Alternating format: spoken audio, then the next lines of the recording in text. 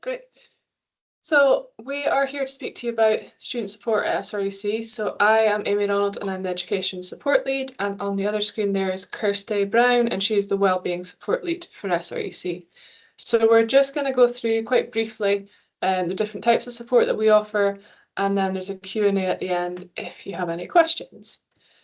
So to begin with, we've got different areas within the student support and services team. So we've got education support, wellbeing support, funding, careers and library.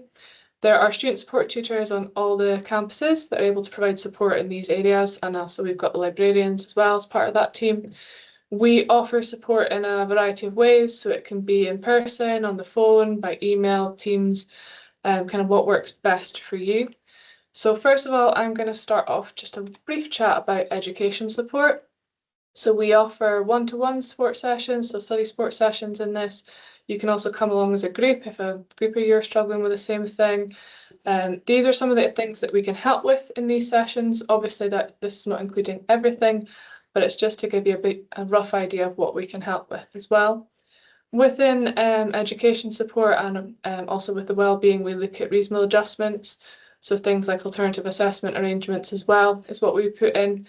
So we would have a chat with you at the start of the year just to see what support needs you have and what reasonable adjustments need to be put in place. We know that sometimes students don't always declare on applications, or things get difficult or challenging throughout the year. So we are more than happy to have a chat with you about your support needs at any point in the academic year. So please just come and see us if you think you are struggling with anything. I'm going to pass on to Kirsty to fill you in a wee bit more about wellbeing support. Thank you. Yeah, so wellbeing support. We have support tutors on every campus who can offer wellbeing support, and that could be anything related to your health and wellbeing. So we have a counselling provision that we can refer students on to as and when needed. We have staff who are available for chats. It may be that you need to pop in and speak to someone on campus or arrange regular meetings. It's really just somebody there for you to speak to. If there's anything at all that you think is going to have an impact on you while you're at SRUC, then reach out and speak to the team, and we can, as Amy said, we can put in any adjustments that may be needed in place in class, but just so you know what support's available to you as and when you might need it. The support tutors on campuses may also run activities, so you can look out for some wellbeing activities, such as they might organise walks at lunchtime. We get therapeutes in, and things about healthy eating. Yeah, loads of things just about keeping yourself healthy and safe while you're with us. So I think the main thing is reach out and speak to the team. So if there's anything at all that you think we can help with, or you're not sure how to access help or support or what you might need, go and speak to the team, because they might be able to help you themselves there, or they can signpost you to somebody else in the local community who would be able to help support you. Next slide, please. Yeah. We also cover funding. So depending what level of course you're coming to do, there are different levels of funding. Generally, they're split into FE and HE funding. If you're applying for FE funding, so that's any courses up to our NC levels, that funding comes internally. So you'll be sent a link to fill in forms and apply for that funding to SRUC. If you are studying HNC or above, the funding comes from SAS. So that funding is done through the SAS website.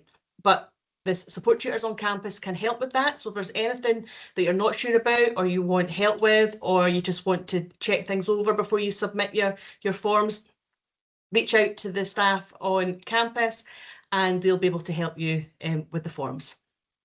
And again, once you're with us and you've applied for your funding for your course, there may be times over the year where you're struggling financially. If you come and speak to the team, there's different pots of money that maybe you might be eligible to apply for. There might be other financial sources locally that we can help direct you to. So don't struggle, come along and speak to the team and we'll do what we can to help. So I'm just going to touch on careers support a wee bit. We've got careers advisors that all students can access. So it's kind of in a similar way, kind of Teams calls, phone calls, emails as well. So if you're needing any help with kind of planning your career, If you have started a course and you're not sure if that's the right one for you, we get quite a few students like that we can help find alternatives. But also just thinking about long-term where you're wanting to go. Looking at different jobs and courses for searching, helping with searching, filling applications, again, signposting to other resources. And skills development is quite a good one. A lot of people find this really challenging to identify their skills, and our careers advisors are always quite good at looking at other areas that you've got skills in and kind of making them transferable, things that you possibly wouldn't think of as skills as well. So that's always quite a useful thing to do with a career support team for that. We also have libraries on all our campuses, so obviously you can get the books from them there. They have got online resources, they've got a library catalogue, so you can access resources at the different libraries that we've got as well.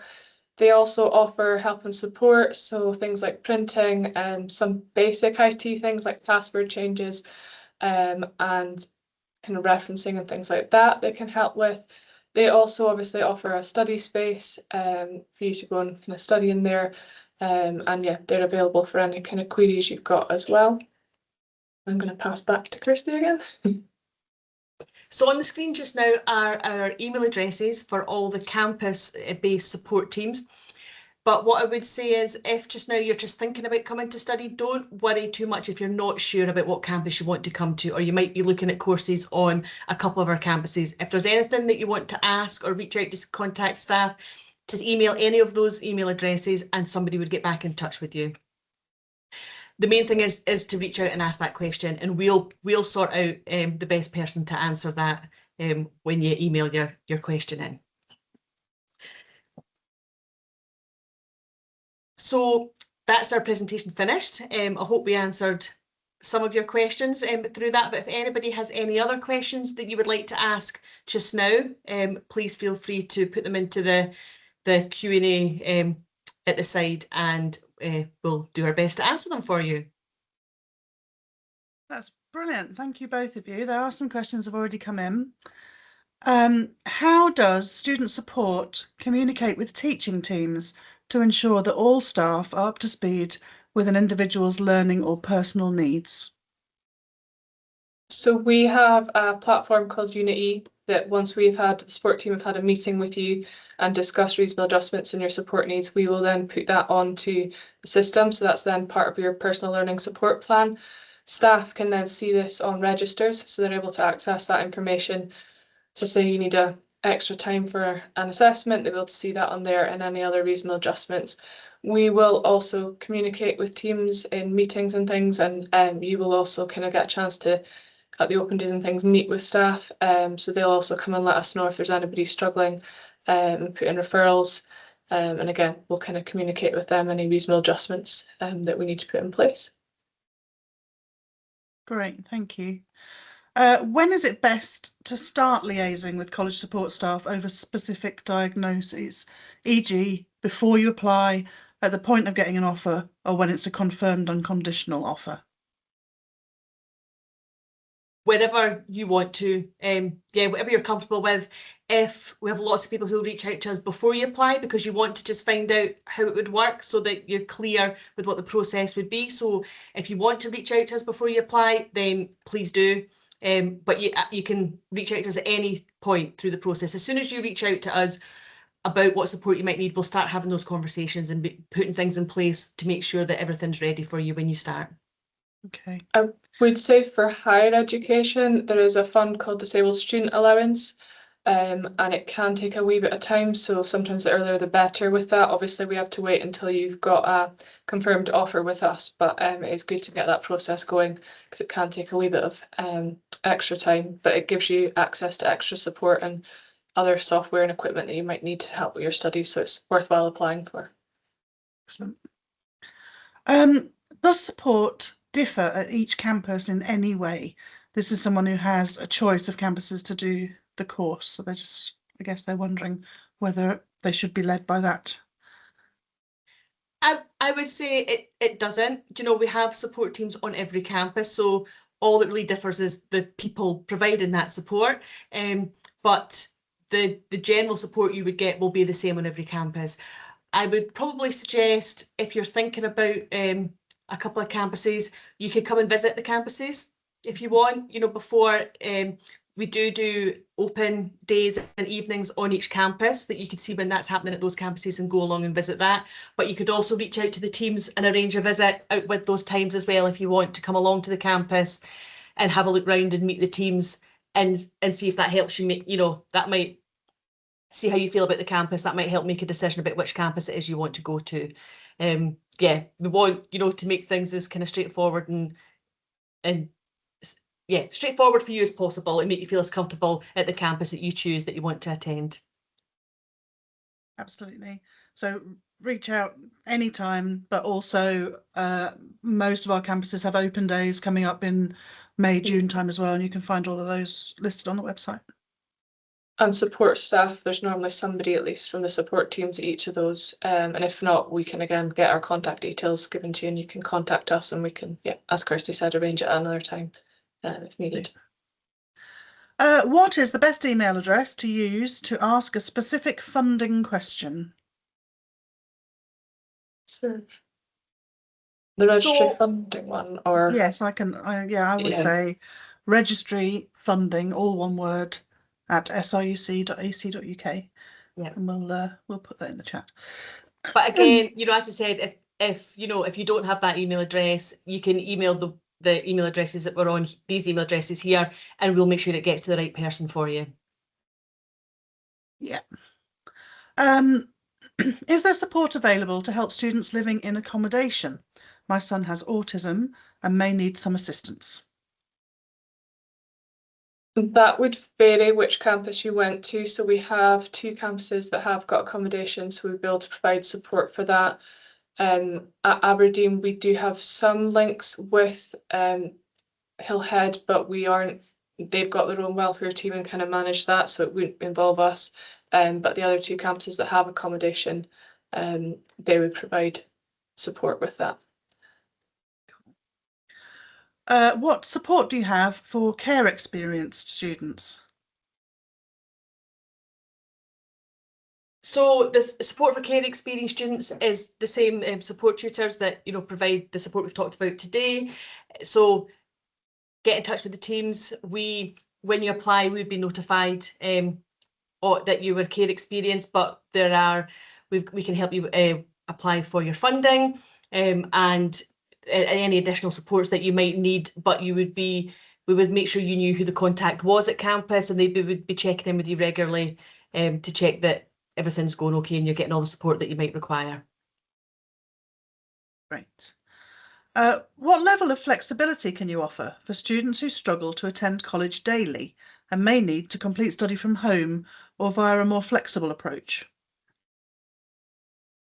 So we do have the distance learning courses as well. So we offer some flexibility with evening appointments for support as well, because we know some people are kind of working alongside it. So that would be something we could look at doing as well. Here's one about accommodation. Student accommodation at Oakridge campus. Are the rooms shared or individual, and can we see them before registering? Yeah, there's like off the top of my head, depending on the age groups, I'm pretty sure the over 18s are shared flats, and the unders, it's separate rooms in one building. But if you go along to one of the Oakridge open events, they do tours of the residents at those as well, so you'd be able to go and have a look round what the appropriate residence would be for you. Yeah, and I think if you go to sruc.ac.uk/accommodation, then you can get to the Oakridge accommodation page. I think it specifies on there the nature of shared or individual rooms and the blocks available. But yeah, definitely come along to the next open day. What community building support and activities are there for students staying away from home for the first time? And that is with a particular focus on Aberdeen. Okay. So a lot of that is done. We've got kind of societies, a couple of new ones have started up here, so that would be kind of ways to get involved. We have a lot of that kind of introduction to those at the start of the year, like across all campuses during induction week. We also have our Students Association, so they look at ways to do this as well, and are always happy to have new societies and different ideas. But throughout the induction kind of week and beyond, we, as Kirsty said, have different activities and things like that that help build that community. Excellent. And SRUC, so the Students' Association, are always looking for people to get as involved as possible to keep all of that running, aren't they? Here's a specific accommodation question. Accommodation at Oakridge, how does it work if you're 17 at the start of the course but then turn 18 a month later in terms of your access to that accommodation? I'm not entirely sure off the top of my head. I could tell you what we previously did, but I wouldn't want to say. But probably best to check with the admissions team or go onto the pages and see and ask them directly. Yeah, well, I'll put the email address of Oakridge accommodation to the chat to answer that one. Great, thank you. My daughter turns 16 in October.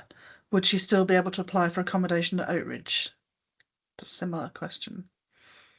Yeah, again, I think we would need to, check that out with Oakridge to what their process is for that. Yeah, I think the answer is no, that she'll be able to start the course and she might just have to wait those extra few weeks before she starts the accommodation. Yeah. And just commute in, I think is what my response would be, but we'll put the email address in for you to check that specifically. I am my son's carer. He's in school full time and he goes to after school club. But there are days every few weeks where I need to go and get him when he's struggling. So it's a long question, which I won't read in full, but we can maybe address it afterwards if the person wants to put their email address in. But it's about what flexibility, if there are field trips and things like that, that students are out and about, is it possible, what's the contact like? Is it possible for a parent to be able to go and assist if someone is collecting from a field trip or visit? Or from college, or how involved can parents be, I guess, is the crux of the question. It would depend on the age of the student. We'd obviously have to check that they're happy with it, but parents can take them to and from campus. Field trip wise, it might be a wee bit more difficult just depending on the field trip and obviously the parking and things available, but that's something that could be discussed with the support team to see what was needed there. Yeah. And students are allowed to make their own way on field trips, aren't they? If they need to, so there wouldn't be any problem with them being dropped off. No. Waited for. Great. Lots more questions coming in. Hang on.